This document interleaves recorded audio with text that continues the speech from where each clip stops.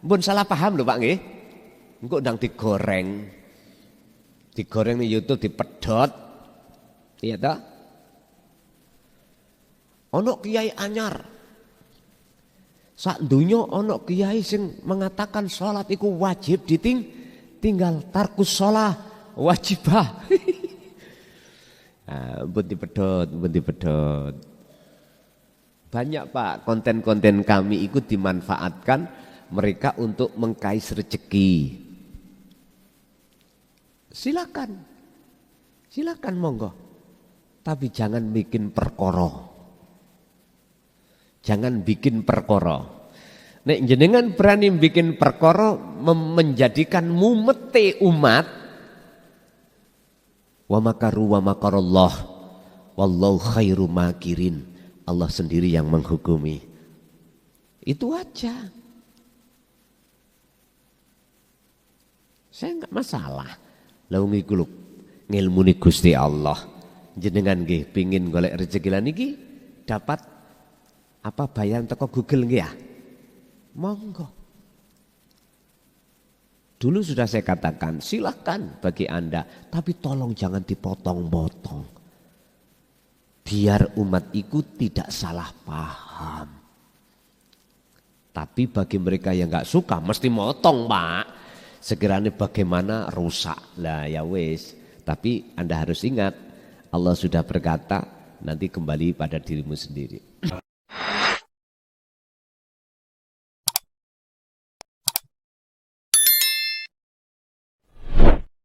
Ila hadratin Nabil Mustafa Rasulillahi sallallahu alaihi wasallam wa ala alihi wa azwajihi wa dzurriyyatihi wa qurabatihi wa ali baitihi wa ashabil kiram wa ila jami'il anbiya wal mursalin wal awliya wa syuhada wa salihin wa tabi'ina salihina ila yaumiddin, khususan ila Syekh Ibnu Athaillah wa furu'ihi wa usulihi wa masyayikhihi wa ahli baitihi wa talamidihi ila akhiriz zaman wa ila abaina wa ummatina wa azdadina wa masyayikhina wa auladina wa azwazina wa dzurriyyatina wa ahli baitina wa jami'i man tabi'ana fid dini wad dunya wal akhirah.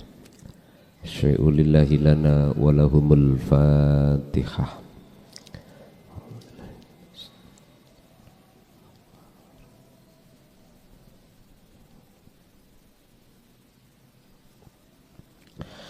Bismillahirrahmanirrahim. Hamdan yuwafi ni'amahu wa yukafi majidah. Ya Rabbana lakal hamdu kama yanbaghi li jalalih. Asyhadu an la ilaha illallah wa asyhadu anna Muhammadan abduhu wa rasuluh. Allahumma salli wa sallim wa barik alaihi wa ala alihi wa ashabihi ajmain, amma ba'd.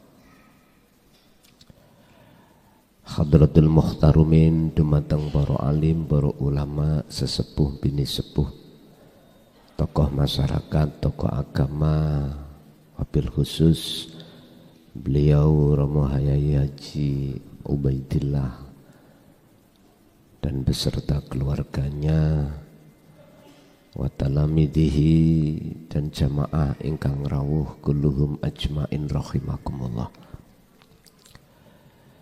Alhamdulillah malam hari ini kita masih diperkenankan Allah untuk bertemu dan bermuajah dalam rangka ta'lim muta'alim.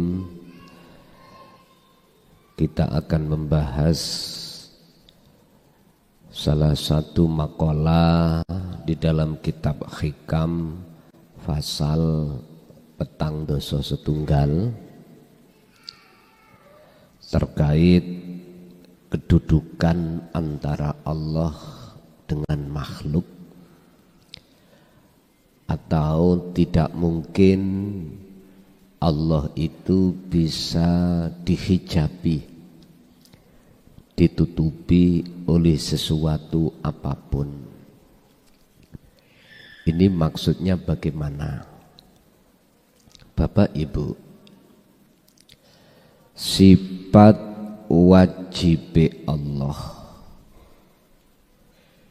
itu akan menjadi lawan kata daripada sifat wajibnya makhluk. Kalau Allah itu ada, berarti selain Allah yang disebut makhluk itu tidak ada. Apa mungkin perkara yang tidak ada itu bisa menutupi perkara yang ada? Jawabannya tidak mungkin. Terus kalau toh Allah itu tidak bisa ditutupi oleh sesuatu apapun, lantas kita kok tidak tahu mana keberadaan Allah? Ini kan perkara sing mestinya mustahil lah. Ternyata jawabannya cuman simpel. Yang bisa ditutupi itu bukan sesuatu yang ada, tetapi manusia itulah yang tertutupi oleh dirinya sendiri, yang menganggap bahwasanya diri manusia itu sendiri terasa ada, sehingga nyatanya yang ada itu tidak tampak. Lah terus bisanya nyatanya yang ada, hakikatnya yang ada yaitu Allah, itu bisanya nyata, caranya bagaimana? Kita kembali kepada pasal 11. Cara untuk menyatakan sesuatu yang asalnya kita anggap gaib, samar dan tidak nyata, sehingga menjadi nyata, lakukanlah tindakan perkara yang tiada yang kita anggap ada, yaitu diri kita, itu harus dihancurkan. Makanya bahasanya pasal 11 itu idfin wujudaka fi ardil khumul. Kalau bahasa sederhana gini, ini biji jagung Pak, bijinya, biji. Ketika kita memandang bijinya, mata zahir, maka tak tampak wujud nyatanya hidup di dalam biji jagung. Tapi mata hati jenengan pasti akan bisa memandang bahwasanya di dalam biji jagung itu ada sesuatu yang disebut hidup. Ini hanya bisa dipandang secara ainul basirah. Terus bagaimana biar bisa dipandang ainul basariyah wujudnya? Ini idfin, sampai pendem nak ngene lemah. Dengan adanya kita mengubur biji kacang ini, tujuannya untuk supaya hidup yang tadinya kita anggap samar miturut mata zahir biar tidak samar, nyata bagaimana? Nanti akan tumbuh yang namanya pohon. Kalau sudah tumbuh namanya pohon, maka biji niki pasti akan hilang, fana. Terus apa bedanya antara hidup yang ada di biji tadi yang hanya bisa kita lihat dengan mata batin dengan wujudnya pohon ini? Enggak ada bedanya. Kalau boleh saya katakan, wujudnya nyata, wujud nyata nih hidup yang ada di biji kacang, biji jagung yang berupa pohon ini. Sekarang kita kembali kepada Allah. Kita kalau memandang alam semuanya, fi kulli mukawwanat khafiyun khayyun wa huwa wujudullah. Miturut mata dohir iki samar. Wujude Allah samar. Tapi miturut ainul basiroh mboten samar. Manakala meripat ati jenengan, mata ruh jenengan itu tidak ada sesuatu yang menutupi. Penutup yang paling samar adalah rasa iman wujud diri kita.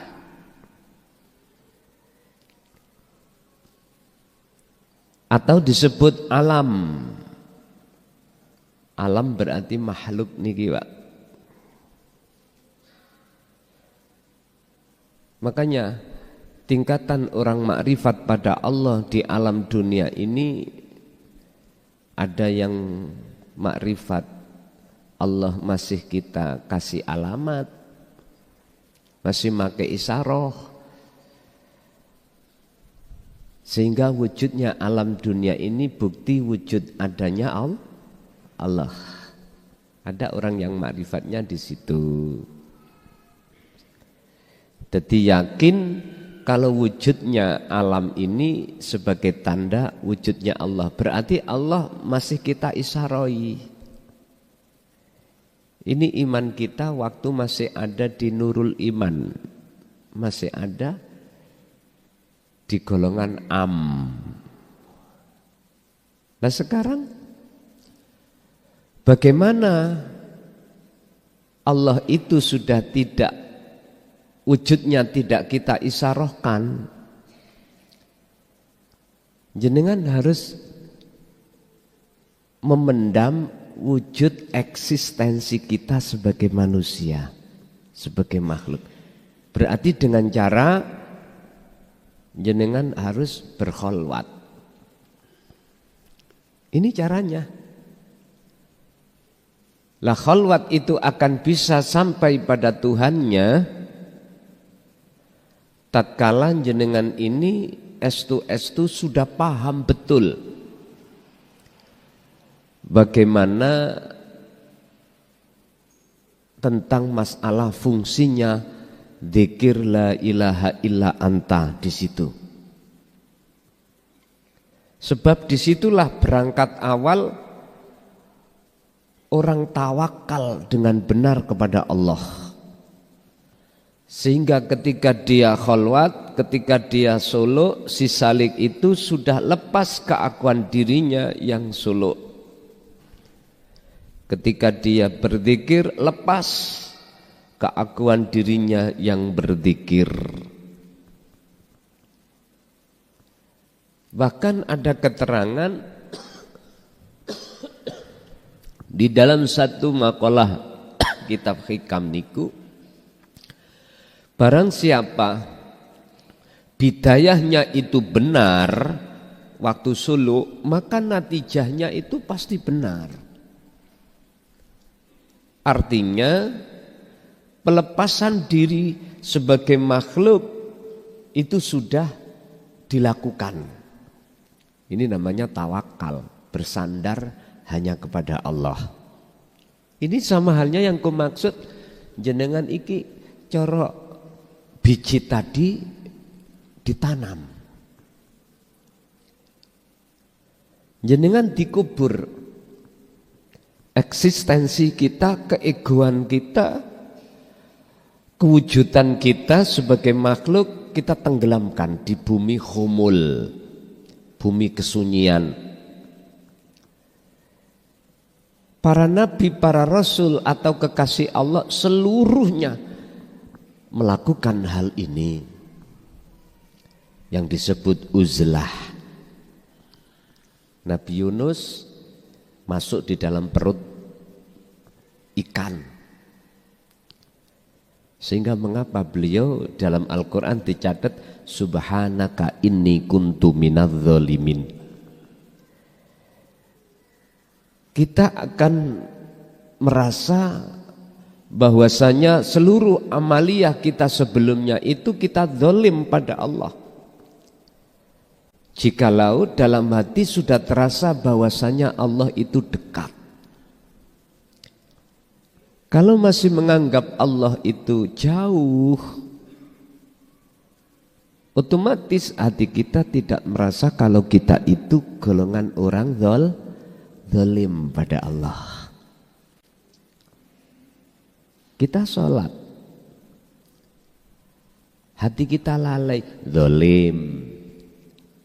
Kita zakat, puasa, haji, baca Quran, hati kita lalai, zalim. Yang kumaksud lalai itu dalam hati enggak ada kesadaran. Kalau semua apa yang muncul dari diri kita itu dari Allah, enggak ada kesadaran di situ. Ini namanya lalai. Bukan yang kumaksud lalai itu jenengan waktu ini sholat lali sholat, mboten. Jenengan hati atau lesan tidak berzikir ngucap Allah, bukan itu yang kumaksud lalai itu. Bapak Ibu rahimakumullah, tatkala jenengan ini betul-betul bidayahnya waktu suluk niku benar, tidak perlu waktu lama, jenengan akan ditarik oleh Allah dari makom muraqabah ke makom fana. Nah ini waktunya sudah Allah tentukan. Sama dengan Pak Tani tadi, ketika menanam biji jagung, nanti ada waktu tertentu akan muncul pohonnya. Waktunya sudah ditentukan. Loh, kalau sudah jenengan ditarik ke fana, berarti seluruh alam dunia ini yang kusebut mukawwanat, makhluk, ma fis samawati wa ma fil ardi, miturut pandangan, khususnya pandangan ainul basiroh panjenengan itu akan tiada. Makanya disebut kalau sudah fana mesti ditarik ke makrifat. Sing nyata itu hanyalah wujud Allah. Ini Bapak Ibu, baik secara mata batin ataupun mata zahir. Karena jenengan sudah tidak di alam dunia, Anda sudah di alam akhirat. Mungkin jenengan pernah dengar dulu ya, nek ning dunya iku ya Gusti Allah wujudi bisa kita lihat hanya dengan mata batin. Tapi besok kalau di akhirat sekalian sempurna sak mata dohir. Geniki maksudnya sebetulnya itu. Bukan yaumil akhirat besok. Kalau sudah proses yang namanya kematian, alam kubur, alam barzah, alam kebangkitan, alam penghisapan, bukan itu. Semua itu nasehah berbentuk kinayah atau sanepan. Lah jawabannya ya sekarang. Anda ruhaniyah Anda pingin keluar dari alam dunia, ya khalwat. Dan ini sudah diberikan contoh pada Rasulullah. Langsung di dalam Al-Quran surat Al-Ahzab 21. Liman kana yarjullaha wal yaumal akhira. Loh niki terkenal loh Pak, ayat ini sebagai teladan Kanjeng Nabi. Miturut ayat ini kalau boleh kami ambil pengertian, wajib dalam hati seseorang harus ada satu keinginan untuk mendekat dan bertemu Allah wal yaumal akhirah ing dalam alam akhirat. Kuncinya apa? Wa dzakarallaha katsiran. Nah pun jelas kuncinya zikir. Cuman di dalam ayat ini tidak dijelaskan mahwa az-zikru, yang dimaksud al-murad. Maksud zikir yang bagaimana enggak dijelaskan. Mungkin kita akan naik dalam surat ini ayat 41 baru ketemu. Zikron katsiron, sejatine zikir yang dimaksud di sini adalah sambungi ruh menyang Gusti Allah. Lah sambungi iki kudu nganggo wasilah. Rasa iku wasilah jenengan. Dan wasilah iki hukume wajib bagi kita yang di saat si salik itu dalam perjalanan. Wajib. Al-Maidah ayat 35 kalau enggak salah. Wajib mencari wasilah. Wabtahu ilaihil wasilata wajahidu fisabilihi. Wajib kita cari wasilah. Wasilah itu jalan penyambung supaya ruh ini, jiwa ini betul-betul bisa manunggal. Artinya bisa terjadi pemfanaan diri. Itu tadi yang kusebut zikir tadi. Kuncinya ada di sirul asrar supaya bisa naik ke la ilaha illa ana ma'rifat. Istilah saya ingin naik ke loteng, wajib saya itu cari tangga. Karena posisi saya masih dalam keadaan perjalanan. Tapi kalau sudah sampai ke loteng, tangga sudah enggak butuh jenengan. Sudah di loteng kok. Makanya sejauh mana pentingnya dan wajibnya wasilah ini ketika saat kita itu di posisi sebagai salik perjalanan untuk menemui Allah. Kalau sudah bertemu wasilah tangga ini sudah enggak berguna bagi jenengan. Karena sudah di loteng. Jenengan sudah gak mungkin turun, gak mungkin mau turun. Jadi gak butuh. Kita untuk melaksanakan zikir ini Pak, wajib ketika saat kita masih di posisi disebut sebagai salik atau murid, belum wasilun, belum muridun. Belum. Kalau sudah menjadi murid waridun, muradun atau wasilun, ya sudah di atas, ya sudah. Otomatis sampean mungkin nek medun diuncalke ngoten. Munggah maneh jenengan kantun terbang. Pun duwe suwiwi ya. Cara istilah antung niku iso metu suwiwi ya kudu topo. Berapa hari antung niku Pak? Nanti kalau sudah muar antung akhirnya jadi kupu ya terbang. Karena alamnya sudah beda. Alam ruhaniyah sampean sudah tidak di dunia lagi, berarti Anda penduduk akhirat. Penduduk dunia itu ya jasmani sampean. Ruhaniyah penduduk akhirat. Makanya Nabi Adam ditanya oleh Allah setelah beratus tahun di dunia, bagaimana Adam? Kamu gak kepingin kembali ke negeri asalmu tah? Maksudnya Adam itu biruhin. Onje. Ono syarat Adam. Iki kudu kok terima. Fatalaqqa Adamu mirrabbihi kalimatin.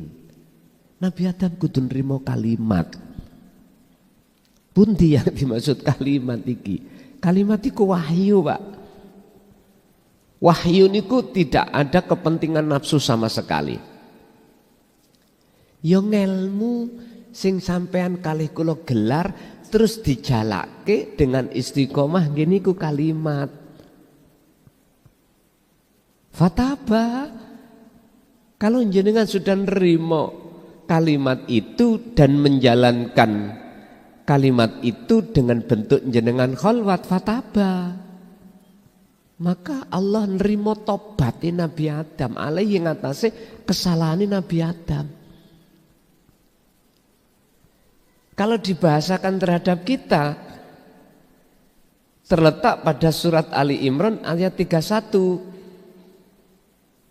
Bisanya Allah itu menghapus seluruh kesalahan, dosa-dosa jasmani dan rohani kita. Kita harus fattabi'uni, mengikuti teladani Kanjeng Nabi. Kalau sudah mengikuti, yuhibbukumullah, Allah akan menjadikan jenengan sedaya ini sebagai kekasihnya. Wa yaghfir lakum dzunubakum. Nah, jelas kesalahan itu jenengan kali kula dihapus dening Allah. Bapak Ibu hadirin rahimakumullah.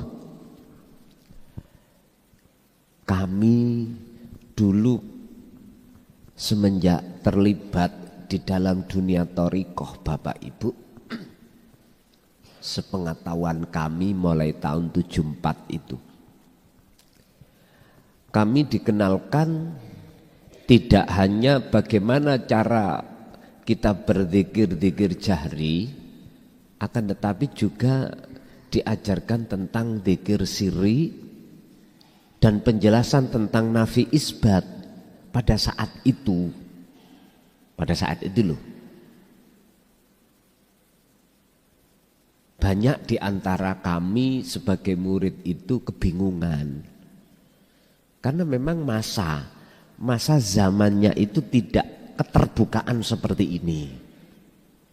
Akhirnya belum menemukan zikir yang bisa melepaskan ruhaniyah dari jasmaniyah niki mboten saged. Sehingga sifat-sifat yang Allah celah dalam hati saya itu enggak bisa bersih, enggak bisa. Sekarang enak sudah. Keterbukaan dalam penyampaian dinut tauhid untuk membekali kita yang sudah ada satu keinginan untuk suluk mendekat dan bertemu Allah, mudah sekali. Tinggal kita mau atau enggak untuk berangkat, hanya itu. Bapak Ibu, inilah cara untuk kita memahami fasal 41 nanti. Gimana sih maksudnya kalau Allah itu tidak bisa ditutupi oleh sesuatu apapun. Monggo kita masuk dalam materi. Bismillahirrahmanirrahim. Allahu utawi hak iku la yakhfa, ora bisa nutupi alaihi ngatasi Allah apa sayun, sesuatu. Allah yang hak maksudnya adalah yang esa, Pak ya. Bukan Allah nama, bukan Allah sifat, bukan Allah zat, tapi wujud. Itu tidak bisa ditutupi oleh sesuatu apapun. Al-haqqu utawi Allah iku laisa ora ana apa al-haq iku bimahjubin kelawan den tutupi wa innamal mahjubu lan angin bestine utawi kang bisa ditutupi iku anta panjenengan yus kita manusia anin nadhari saking memandang ilaihi maring Allah. Allah itu tidak bisa ditutupi oleh sesuatu apapun sebab di mata Allah selain Allah itu enggak ada. Di mata orang makrifat, orang yang kumaksud niki sudah hilang loh Pak ya. Orangnya sudah hilang. Jadi antara di mata Allah atau di mata orang-orang yang sudah mencapai makrifat, pun dianggap ini ada dua.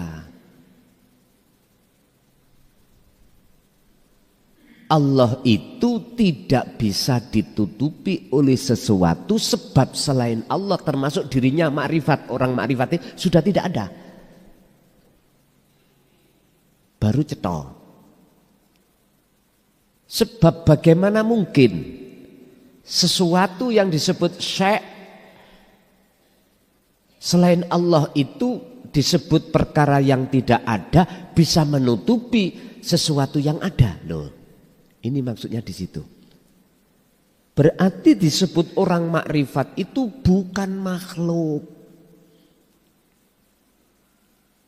Itu hanya sebutan yang untuk membingungkan jenengan supaya ono penuduhan ada orang yang bisa melihat Allah wujudnya. Lah, jelas kita bingung dulu itu.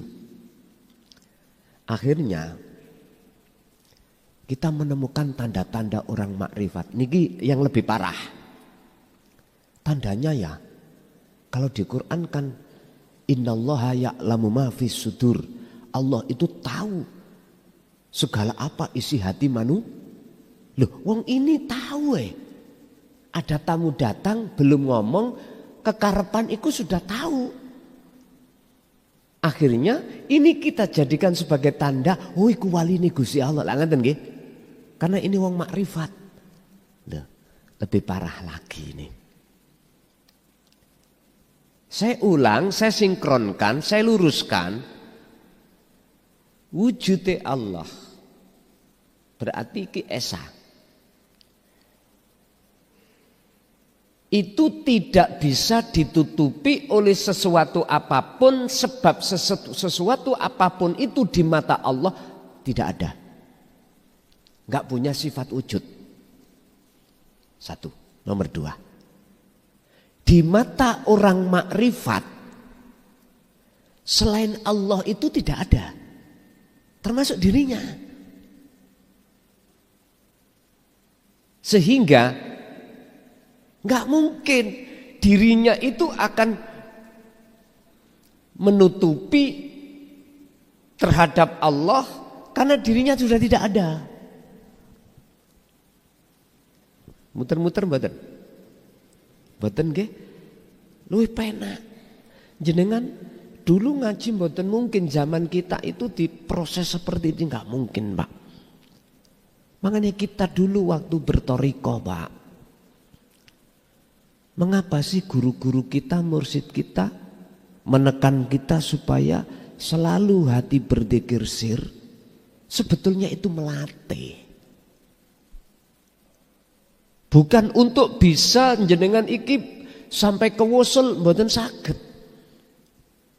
Melatih diri hati lewat nama itu sampai kali kula sering kelingan pada Allah, tapi gak dijelasno maksudnya kelingan atau eling yang bagaimana itu enggak.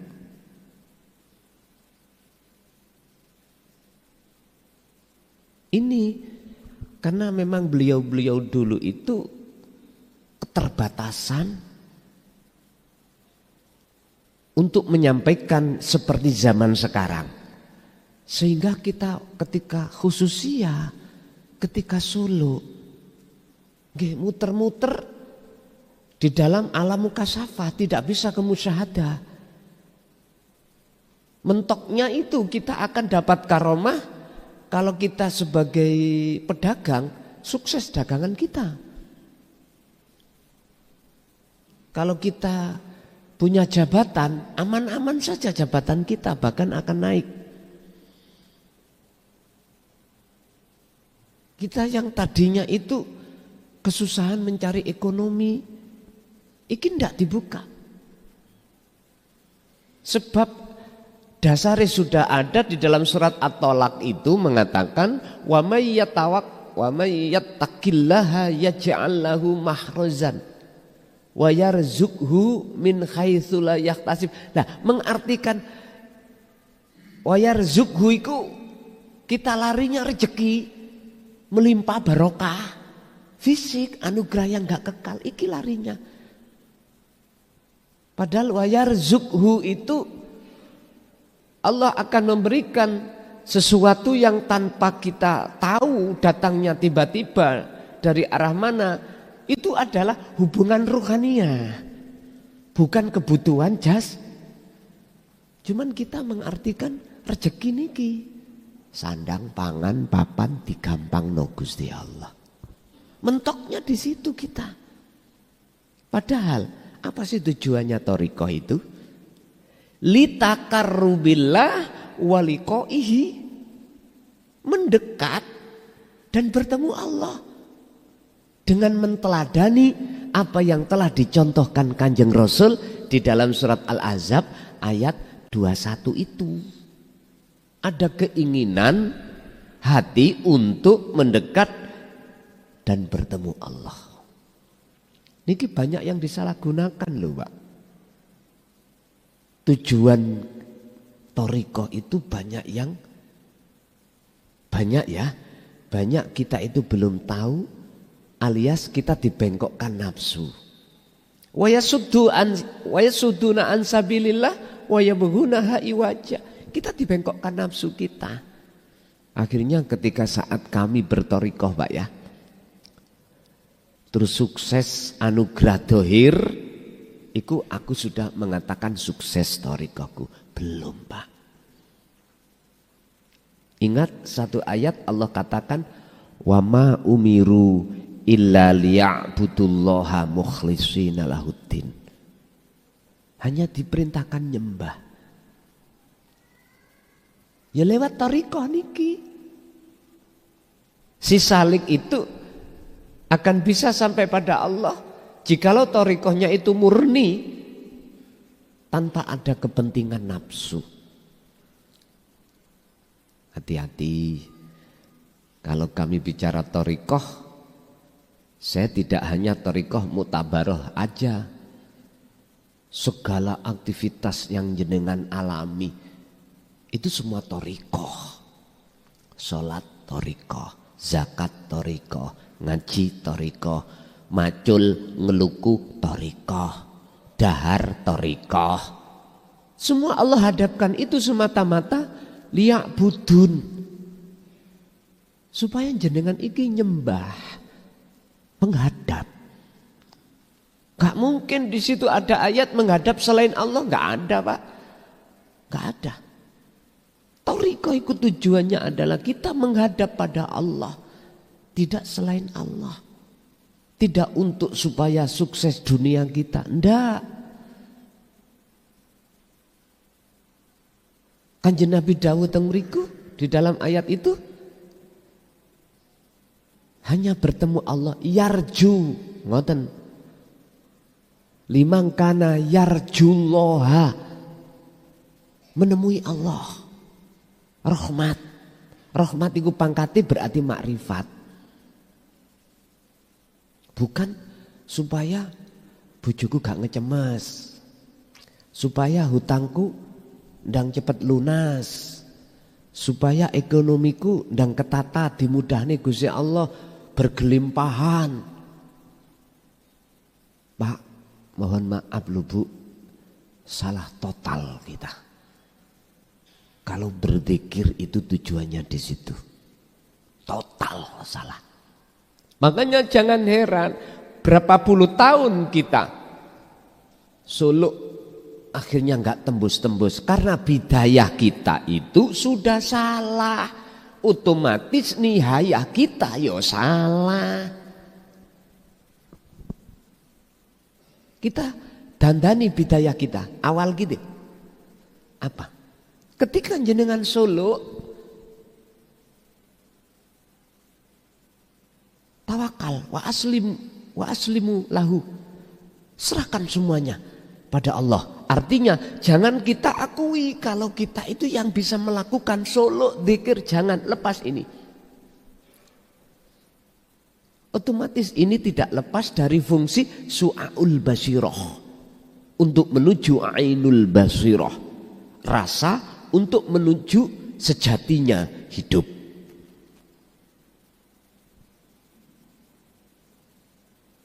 Kadang-kadang loh, sudah bidayah kita itu sudah aman, tengah jalan Pak, diuji Allah berbentuk dunia kasat dibuka. Bayu, hati-hati. Ketemu malaikat lah, ketemu para kekasih Allah lah, ketemu surga, alam neraka lah.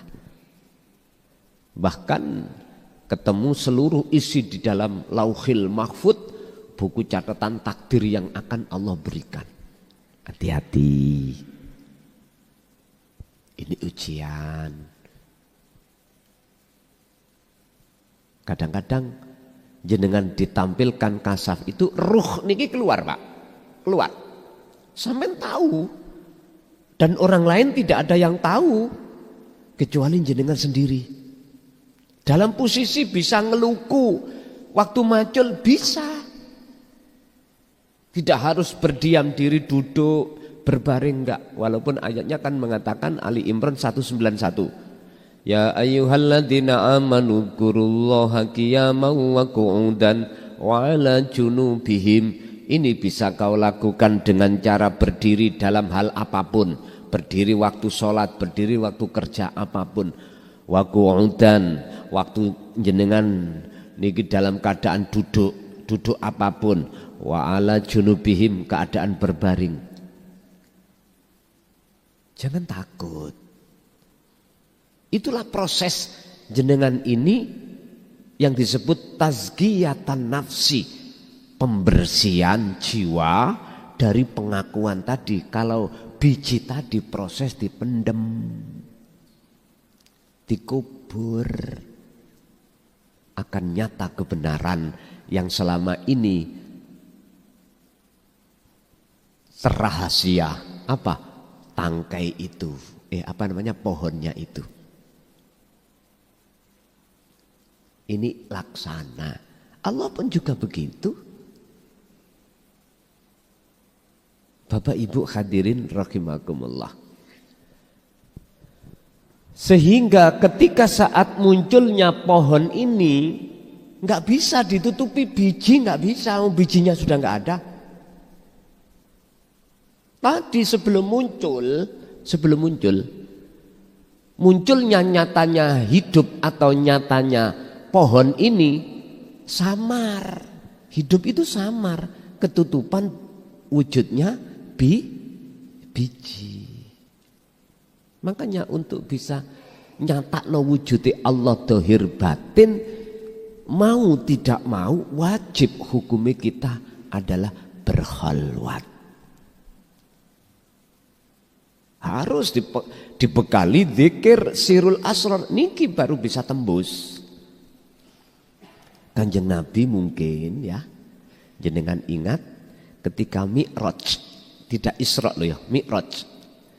Tinggalkan alam dunia, naik menuju Sidratul Muntaha Mustawa itu kan ngalami proses perjalanan kasaf toh. Ketemu Nabi sinten, ketemu surga, ketemu neraka di alam kasaf itu. Rasulullah dipeseni kali malaikat Jibril, jangan lama-lama Muhammad, ayo lanjut. Ketika sudah sampai di batas Latifah Pitu atau kami sebut sebagai Sab Langit 7, seluruh pengiring atau pengawal Nabi Muhammad parkir semuanya. Satu yang beliau ucapkan, at-tahiyatul mubarakatus salawatut thayyibatulillah. Iku penghormatan.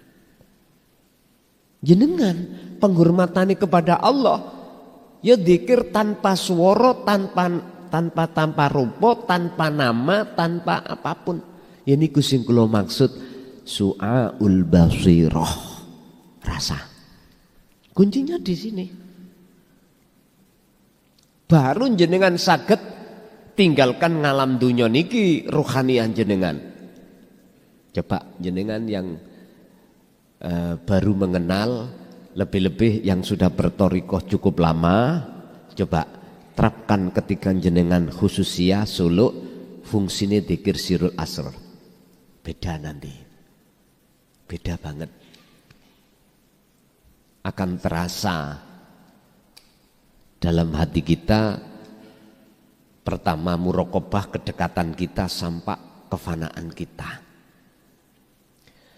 Bapak Ibu hadirin rahimakumullah. Wa innamal mahjubu anta anin nadhari ilaih. Justru sesungguhnya yang tertutup adalah kita,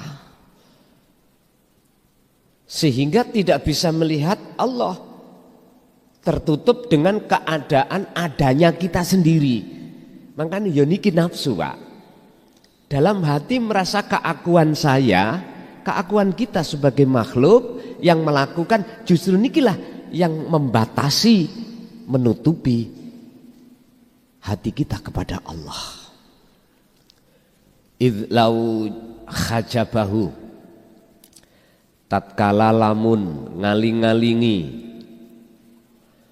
ing Allah apa syai'un suci-wici, ya la satarahu mongko yepti bisa nutupi ing Allah apa ma perkara khajabahu kang nutupi apa ma ing Allah. Kalau perkara sesuatu selain Allah itu bisa menutupi Allah, maka otomatis berarti Allah itu bisa tertutup oleh sesuatu. Iki nggak mungkin, ngoten lho. Kalau yang namanya pohon sudah muncul, ya nggak bisa wujudnya. Urip hidup tadi itu bisa ditutupi oleh keberadaan biji tadi, karena bijinya ini sudah nggak ada. Kalau jenengan kalau nggak percaya, kalau sudah muncul, sama cari bijinya, sama duda, sudah nggak ada, sudah nggak ada. Iki ayat-ayat yang mukawwanat, sifatnya kauniyah. Kalau Al-Quran tulisan Qur'aniyah. Lah orang kejawen dulu Pak, memakai ayat ya kauniyah niki. Mboten saged ngucap kauniyah, akhirnya dilih jenenge kitab niku oleh para kekasih Allah itu kitab kuno. Maca kauniyah mboten saged orang Jawi kuno. Dados sing ngoten. Wonten kitabe ning omah. Tapi ya ora iso maca. Lah kayak cacing ya Pak tulisannya bengkok-bengkok, keluar-keluar apa iki maksudnya? Nek jenengan macane ambek rasa saged. Mangane wayang Pak Dalang sadurunge ditokno yang namanya Ngastina, negara Ngastina ambek Ngamarta, kan dikebyok kelir dhisik to. Iku isine donya niku. Pun lanjut. Walau kana lan lamuno ana iku lahu keduwe Allah apa satirun tutup perkara kang bisa nutupi ya lakana mongko ana iku liwujudihi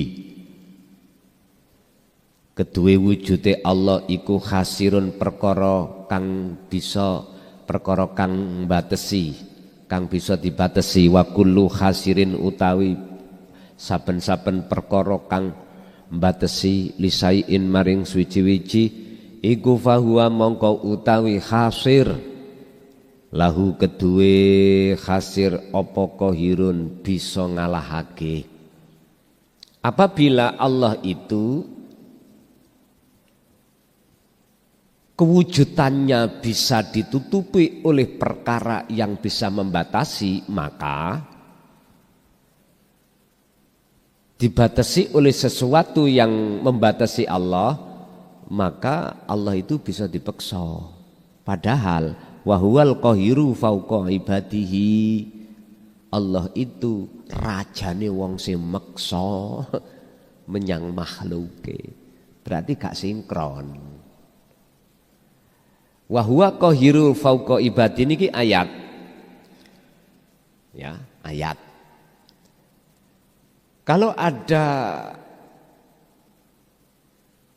satu penyono kalau Allah itu bisa ditutupi berarti Allah itu bersifatkan lemah. Padahal dalam Al-Quran Allah katakan Allah itu rojone wong meksa. Nggak bisa makhluk itu menghindar dari paksaane Allah. Lah di titik mana jenengan mengatakan seluruh alam iki wujude Allah? Di titik jenengan itu sudah ditarik Allah di makrifat pun. Jawabannya ada di situ. Kalau kita masih ada di muraqabah, mboten saged. Tidak bisa, Pak. Makanya orang makrifat itu macam-macam.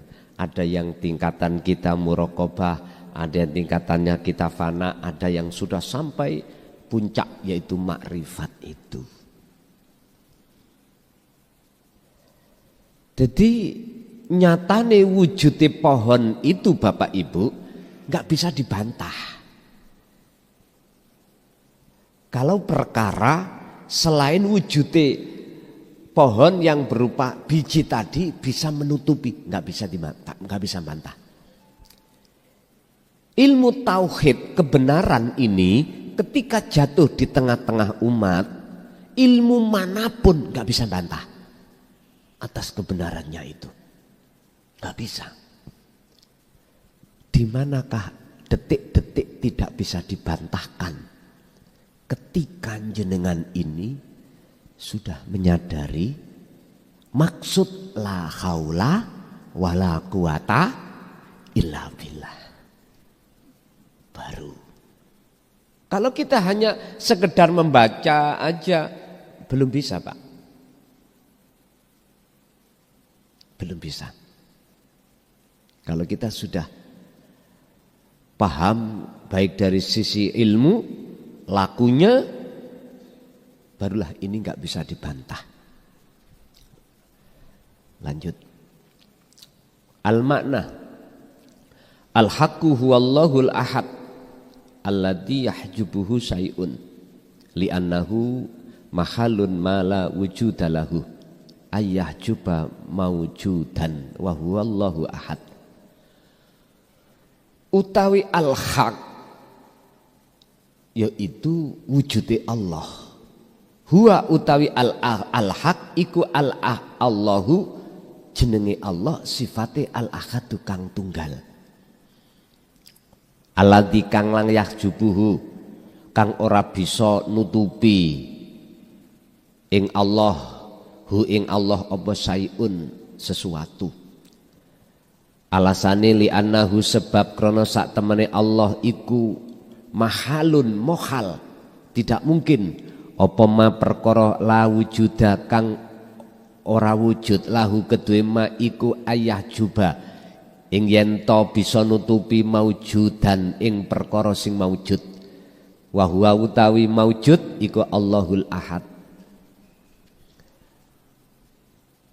Al-Haq yang sering kita sebut Allah wujudnya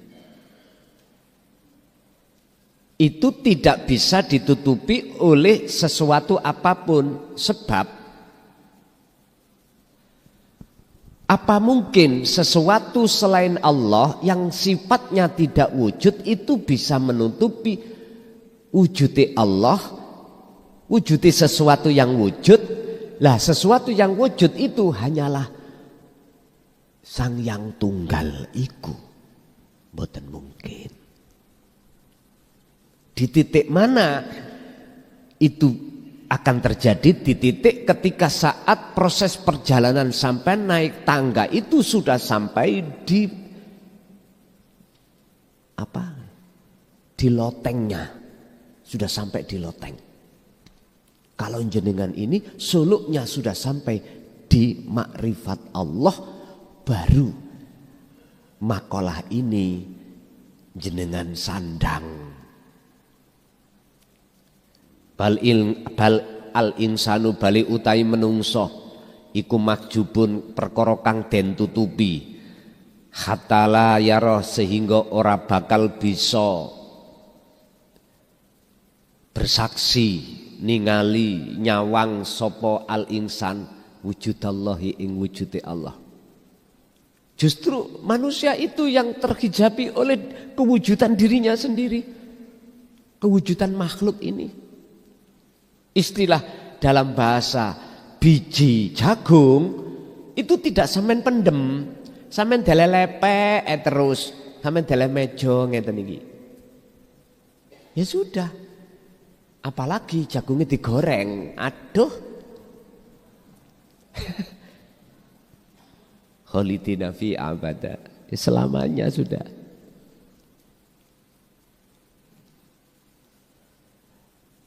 Hati manusia tidak akan pernah bisa mengenal Tuhannya manakala dia itu tidak mau menerima wahyu.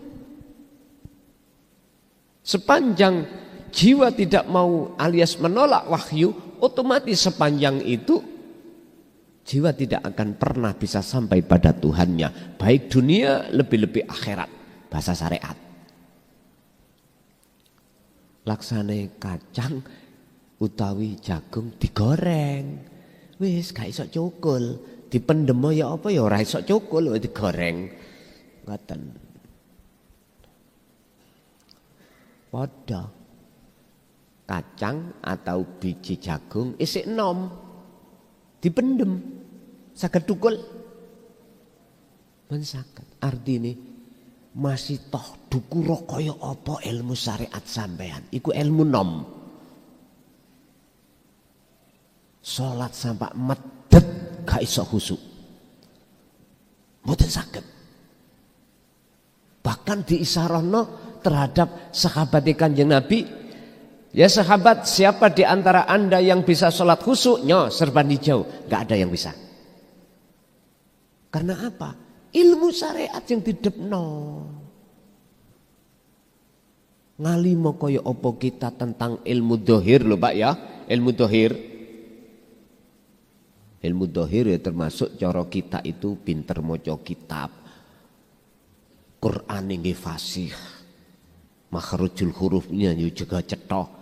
Ahli hadis, ahli ilmu dohiriyah niki, wis gak akan pernah bisa bertemu Allah, baik dunia maupun akhirat. Ada dalil? Ada. Tolong dibuka Al-Isra 72. Apa sebabnya kita sholat itu gak bisa khusyuk? Karena hati kita masih dalam keadaan buta. Di situ dikatakan barang siapa saat di dunia hatinya buta kepada Allah, maka di akhirat pun juga begitu. Wa adallu, dan lebih sesat apane sabilan, lebih gelap apane sabilan, kahanane dalane. Karena wahyu tidak mau terima. Makanya kami sudah berjalan 26 tahun Pak ya. Mengapa saya bersikukuh untuk sampaikan hal yang terpenting tauhid ini? Ya takok Gusti Allah. Apa Gusti Allah nggih lakon ngene iki? Jane kula nggih nek cara menungsane ya mboten purun Pak. Remek terus ora tahu leren. Awan kerja, malam ngaji, awan kerja, malam lagi ngaji. Cara ditakoki, "Son, gak remek, asline remek aku ya." Tapi gak bisa wong dalange sing nglakokno kok. Engko nek wis bongko leren. Ganti wayang sapa sing lakokno ngoten. Ya sudah, bagi saya sendiri ya tidak boleh hanya memandang sebelah mata.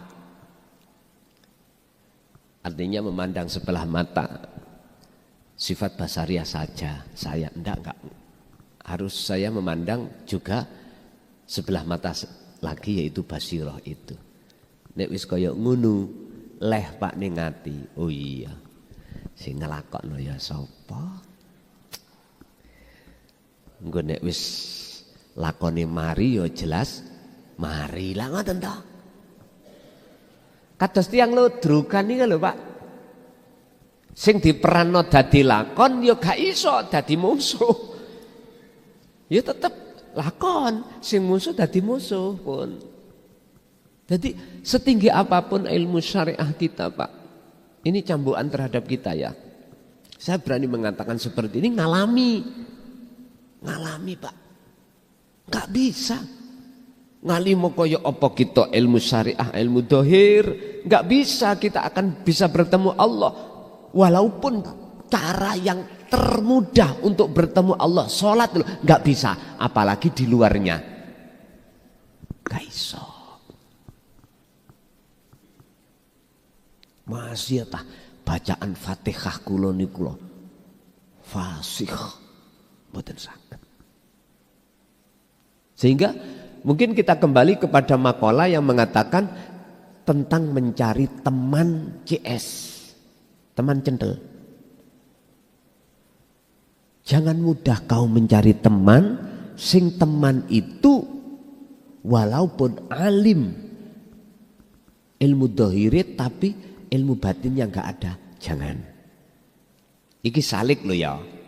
Salik bagi kita yang masih dalam perjalanan.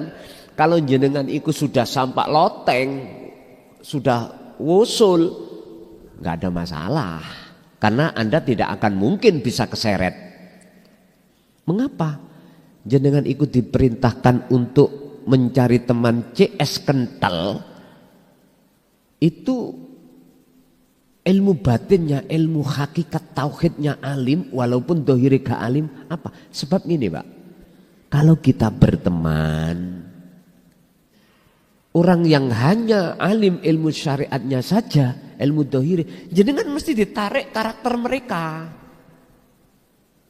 Kalau jenengan berteman orang yang hatinya condong pada Allah, pasti jenengan akan ditarik ke situ. Si salik perlu seperti ini, perlu. Sebab si salik kadang-kadang gak paham apa sing dijekno guru-guru kita. Ketika dialog nanti niku mudah. Oh iki ya maksudnya. Lha ngaten ndak. Bapak Ibu hadirin rahimakumullah. Laksana ngene, sampe nek kepingin baju sampean wangi, ya ojo gembul wong dodolan iwak lo. Yo amis kabeh men. Gembul wong dodol minyak wangi. Wis ngene ku di pojokan kono ngomong, cocotmu son. Lah karepku dhewe sih aku. Kamu lapo melok-melok nyal? Enggak. Urus aku kan tak tanggung dhewe aku gembul wong dodol iwak loh. Lapo nyocot tewakmu? Enggak, kalau mung nasehati. Nek kui kepingin amis ya gembulo orang jualan ikan loh. Nek kepingin jenengan berbau wangi ya gembulo orang yang jualan minyak wangi. Ngoten lho, kula mboten meksa lha lapo. Mboten enten. Tujuan kula meksa mboten. Pun kita lanjut. Wa idza kana syai'un ya'taridullah. Niku khabari kana, Pak. Niku sampean tulis ya ridu ya. Wa idza kana lan tatkalane ana apa syai'un suci-wici ku ya'tarido kang bisa nutupi Allah ing Allah fahuwa mongko utawi iku maujudun perkara kang maujud. Wa innamal maujudu iku lillahi wahdah. Padahal utawi sing wujud iku Allahu Gusti Allah wahdah ijene. Apabila sesuatu itu bisa menutupi Allah berarti sesuatu itu wujud. Padahal yang wujud itu hanyalah Allah.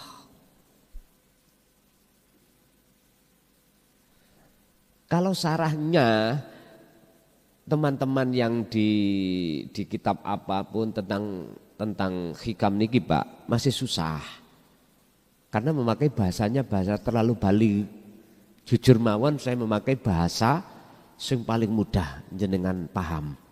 Cara nahwu niku ndek-ndekan.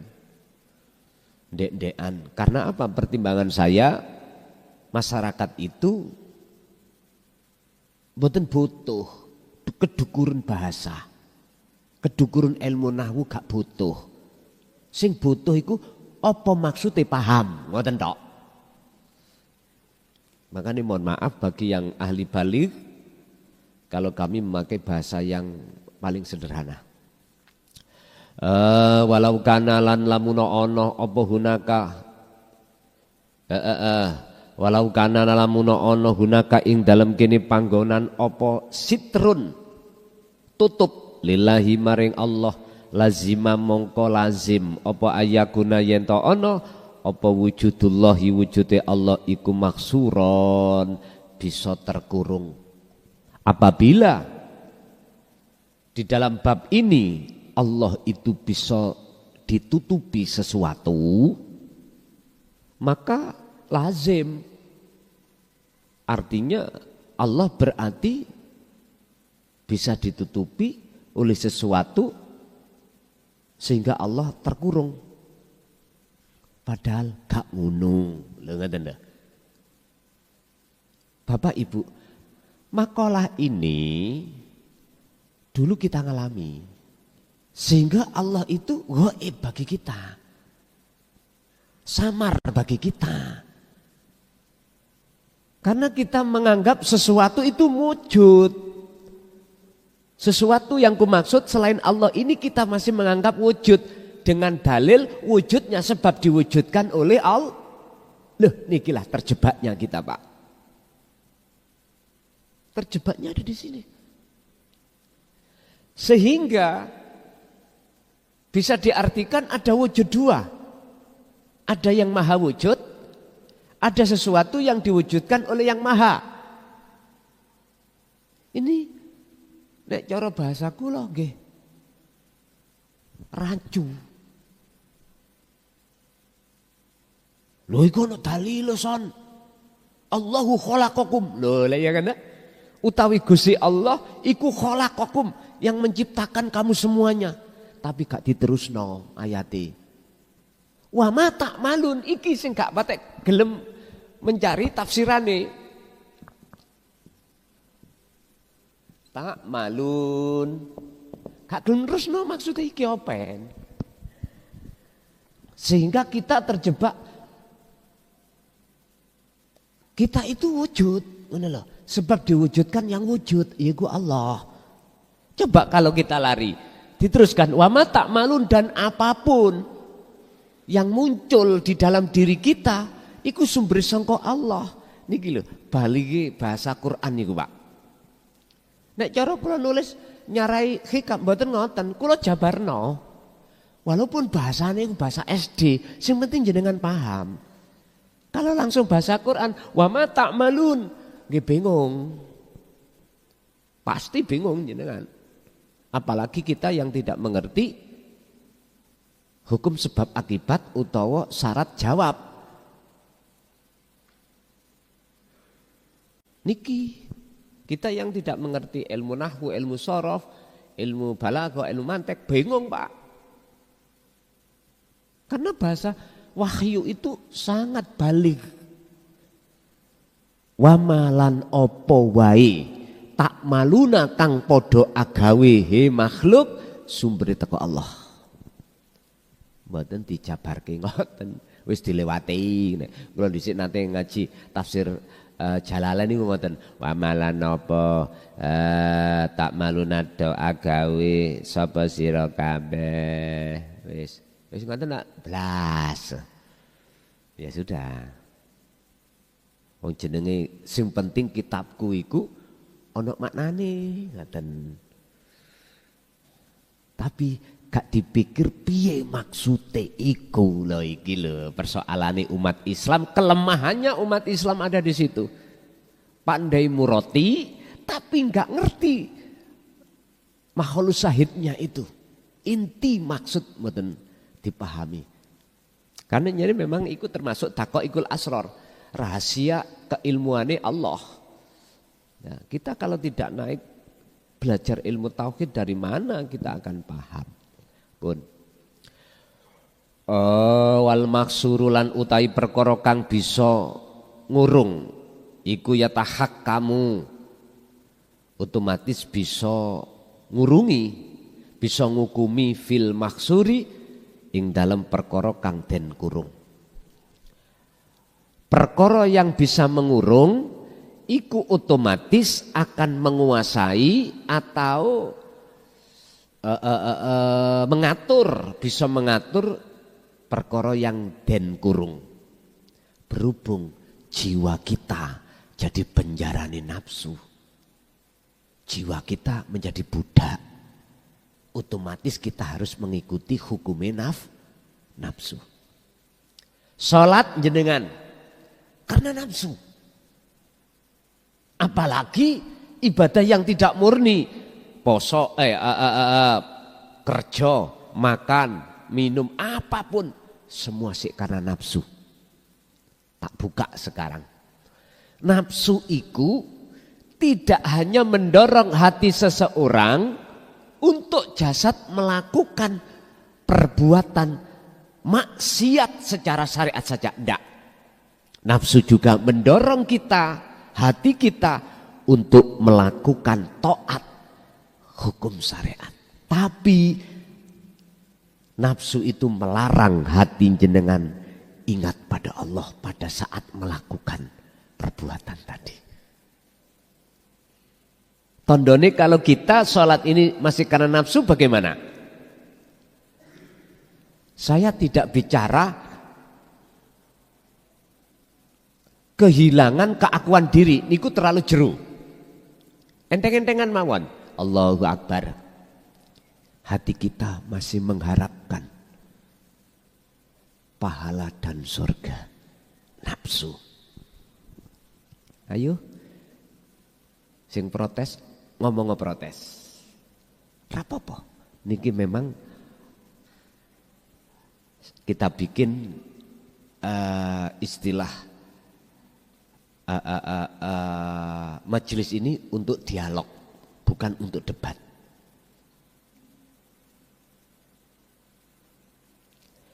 Letak kita masih dikatakan perilaku taat syariat itu masih ada kepentingan nafsu karena hati kita belum kefanaan makhluk.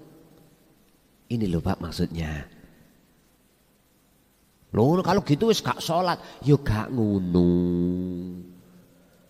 Dulu saya pernah berkata, sholat itu wajib dijalankan maktubah. Dasari sudah ada di Quran, surat Al-Baqarah 238. Hafidhu ala sholawah. Tegakkanlah, jalankanlah salat as-sholawah niku jamak ya ta dari as-sholah sehingga ai al-maktubah di situ maksudnya 5 waktu wajib. Tapi was-sholatil wusta lebih wajib lagi kau tinggalkan sholat. Artinya apa? Ketika jenengan iki mau melakukan sholat ini dan melakukan sholat, wajib hatimu menghilangkan keakuamu yang merasa Anda yang bisa sholat. Wajib iku sampai tinggal no. Ini loh maksudnya, bukan dohir iki yang harus meninggal. Mbun salah paham loh Pak nggih. Engko ndang digoreng. Digoreng ning YouTube dipedhot. Iya ta? Ono kiai anyar. Sak donya ono kiai sing mengatakan salat iku wajib tinggal tarkus shalah wajibah. Mbun dipedhot. Banyak Pak konten-konten kami ikut dimanfaatkan mereka untuk mengkais rezeki. Silakan monggo. Tapi jangan bikin perkara. Nek jenengan berani bikin perkara menjadikan mumete umat. Wa makaru wa makarallah wallahu khairu makirin. Allah sendiri yang menghukumi. Itu aja. Saya enggak masalah. Lalu ngiku ngilmuni Gusti Allah. Jenengan nggih pengin golek rezeki lan niki dapat apa bayaran teko Google nggih ya? Monggo. Dulu sudah saya katakan, silakan bagi Anda, tapi tolong jangan dipotong-potong. Biar umat itu tidak salah paham. Tapi bagi mereka yang enggak suka mesti motong, Pak. Sekiranya bagaimana rusak lah ya wis. Tapi Anda harus ingat Allah sudah berkata nanti kembali pada dirimu sendiri.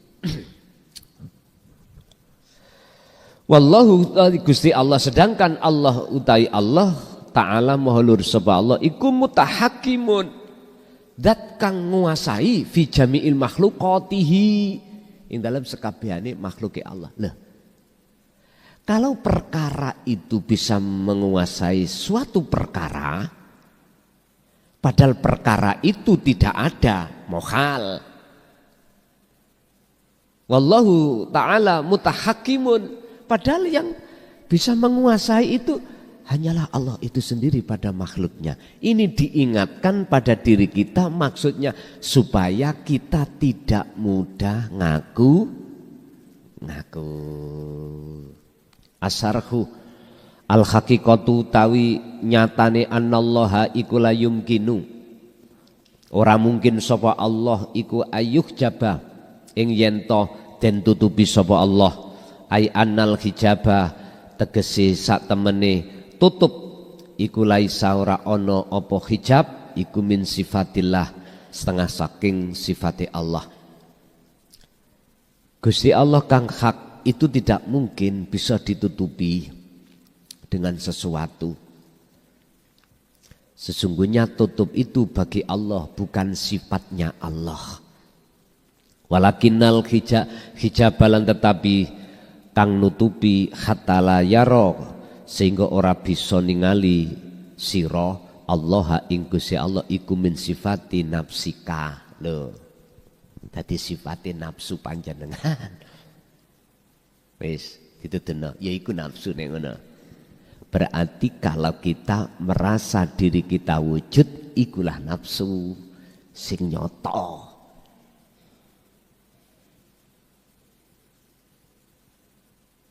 Iku berarti kita telah menjadi budake hawa nafsu, sehingga apapun aktivitas yang terjadi pada diri kita itu pasti mengikuti kehendak nafsu. Iki proses Pak, durung ke makrifat. Mbok dibantah jare kabeh Gusti Allah. Lah kok iso nafsu? Engko dhisik, iki sik proses sisalik. Jikalau jiwa ini sudah terbebaskan dari belenggunya nafsu, akhirnya kita akan jadi budaknya Allah. Otomatis segala perbuatan yang jenengan lakoni ini yang terjadi pada diri jenengan itu akan menjadi hukume Gusti Allah. Bah solate, bah di luar solate, itu akan bermuara menjadi kehendak Allah. Karena nafsu nggak ada. Gusti Allah sampun dawuh, wa ma khalaqtul jinna wal insa illa liya'budun. Akhirnya semuanya menjadi nilai sembah nang Allah. Ya di titik niki, di saat jenengan ini sudah mencapai makrifat, maka ibadah inilah kesempurnaane. Mangane ibadah, ngombene ibadah, apapun. Sholating ibadah di mata Allah. Karena apa? Sudah nggak ada kepentingan nafsu. Ingat, satu rumus mengatakan, barang siapa yang menjadi budaknya sesuatu, dia tidak akan pernah memakai hukum selain yang menguasai. Dan barang siapa yang terlepas dari perbudakan hawa nafsu, mesti hati seseorang ini akan menjadi hati yang merdeka dan menjadi budaknya Allah. Oh niki. Lah untuk bisa mencapai di situ, itu tadi prosesnya dipendem kholwat. Pun lanjut.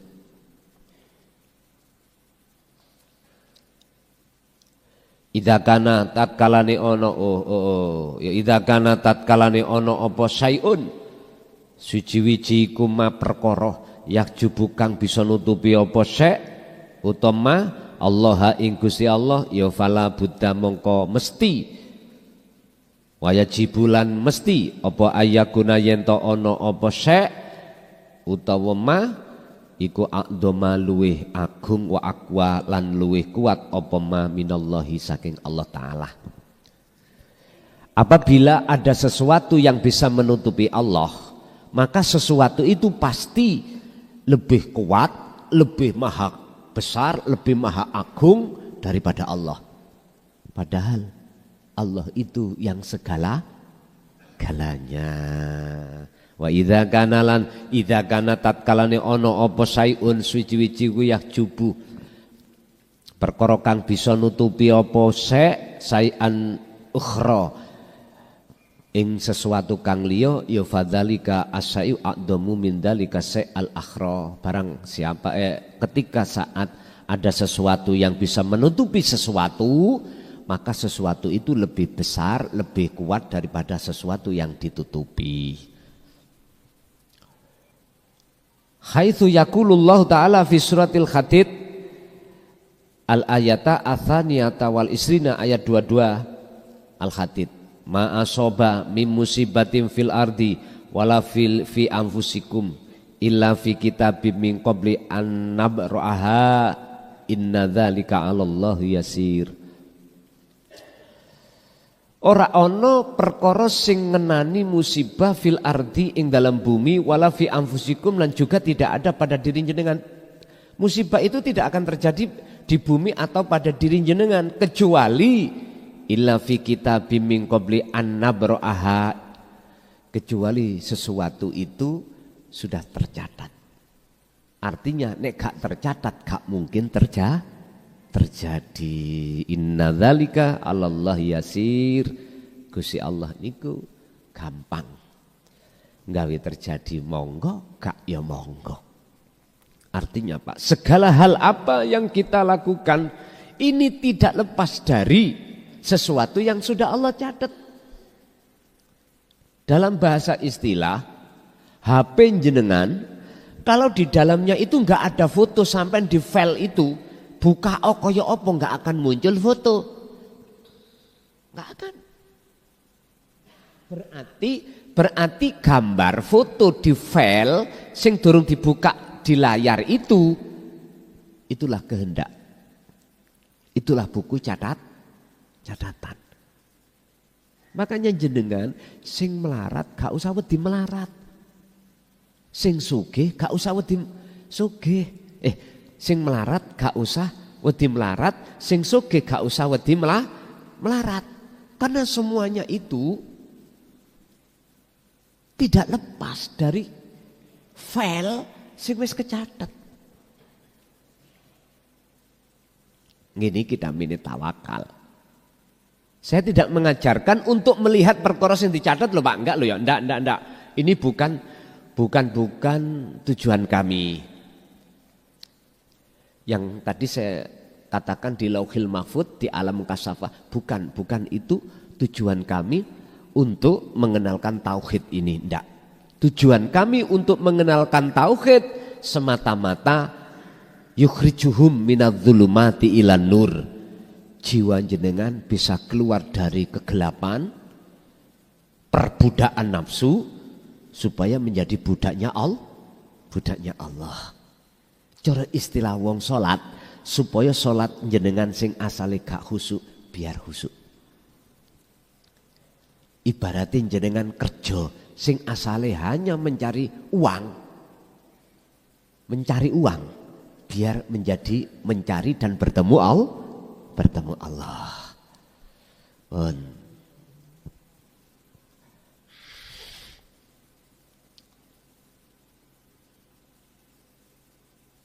Hadhil ayatu utawi iki ayat ya niku Al-Hadid ayat 22 iku.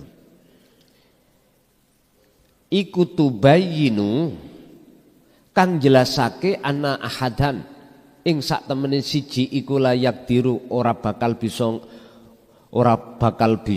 ala raddi ngatasi nolak, ala raddi qada ilahi ngatasi nolak ketetapane Allah wa iradatihi lan kehendak Allah al mutlaqi kang mutlak fi kulli syai'in fil kauni ing dalam saben-saben suci di alam semesta. Miturut ayat di atas tadi Pak menjelaskan pada sesuatu apapun itu enggak bisa menolak atas ketetapan Allah. Wahai melarat ya melarat. Wahai sugih ya sugih. Enggak bisa. Sama jenengan wusul iku yo kalau enggak catatane yo mboten saged wusul. Wis sampean carane ngintip sesuatu yang terjadi. Ngintip tok lho ya, ngintip loh. Saya cuma ngintip. Iki mesti terjadi. Inilah maksudnya kun fayakun itu. Ketika jenengan solo terus di dalam hati sampean iku kok yo sudah lepas keakuan diri makhluk. Iku tondo yang mesti wusul. Itu tondo catetane mesti ono. Ngoten lho. Iku carane ngintip file yang belum dibuka. Apapun itu bentuknya Pak, apapun. Cara dukun-dukun dulu Pak. Kini tahu dadi dukun tahun 2000 sampai 2005, 5 tahun tadi dukun. Carane ngintip ngelmu perdukunan. Anggene tujuan wong hasil apa ndak wonten mriku. Tapi ojo dadekno ojo tujuane ngono lho sampean lho ya. Ojo temen ojo. Aku pesen ojo. Masalahe Pak nyun sewu ben korban kula dhewe. Jenengan sing dereng misale ojo pernah. Berat banget berat. Pelepasan iki lho berat. Nek melepas garwa, cinta garwa donya ini gampang Pak nang PA langsung Pak Hakim kula talak bojo kula dadi. Sampeyan melepas menalak bab kasaf karomah lho lah. Dijotosi sampeyan. Makanya jangan pernah polah-polah jenengan iki mencari hal itu. Estu. Karena tujuan Rasulullah ketika diutus Allah untuk membawa dinul haq, dinu tauhid ini adalah liyudhirahu ala dini kulli walau karihal musyrikun walladzi arsala rasulahu bil huda wa dinil haq. Tujuannya adalah liyudhirahu ala dini kulli walau karihal musyrikun, supaya jiwa sampean iku bebas dari nafsu lho ngoten lho. Walaupun seberat apapun banyak yang membenci, tetap beliau sampaikan. Udah tak tiru nang aku. Bahasanya tak tiru, estafet. Apa yang pernah disampaikan Rasul, tak sampaikan walaupun saya tidak henti-hentinya cacian dan makian dari berbagai golongan. Tetap tak anggap penyedap rasa. Enggak akan kusalahkan. Karena setiap orang punya pendapat sendiri, punya pandangan masing-masing. Bapak Ibu hadirin rahimakumullah, kesimpulannya Allah tidak akan pernah bisa ditutupi sesuatu karena sesuatu itu sudah tidak ada di sisi Allah. Iku ketika detik-detik jenengan iki telah kefanaan diri. Baru wujude Allah dohir lan batin akan bisa jenengan nyatakan ketika kemakhlukan sampai kali kulo iku fana. Sebab wujuduhu wahdah, wujudnya tunggal. Udah, nggak ada yang jajari. Gini ki Pak cara ngestokake dawuhe Imron Luqman dalam surat Luqman ayat 13. Ya bunayya la tusrik billah inna syirka la zulmun adzim. Anak putuku, jangan pernah dalam hatimu ada selain Allah. Sebab inna syirka iku la zulmun adzim. Satu perbuatan yang maha mbah buyute dosa. Ya syirik iku dulur. Bon. Terus langkah yang harus kita lakukan bagi kita yang masih salik, lanjut, jangan berhenti. Jenengan berzikirnya itu sambil melepaskan diri. Loh, isoe melepas iku lak sing ngelepas Gusti Allah ta Pak ya? Isoe dzikir sing dzikirne ya Gusti Allah. Sebetulnya jenengan iki tugase mung sederhana. Gak ngaku-ngaku, wis iku tok wis. Dalam konteks perilaku apapun, jenengan iki piye carane ning ati, duduk jenengan, bukan kita yang melakukan. Hanya itu. Maka ikilah yang disebut sejatine zikir. Dikron kelawan sak temene zikir, lakukanlah iku kathiron sak ukeh-ukeh sebanyak-banyaknya. Al-Fatihah.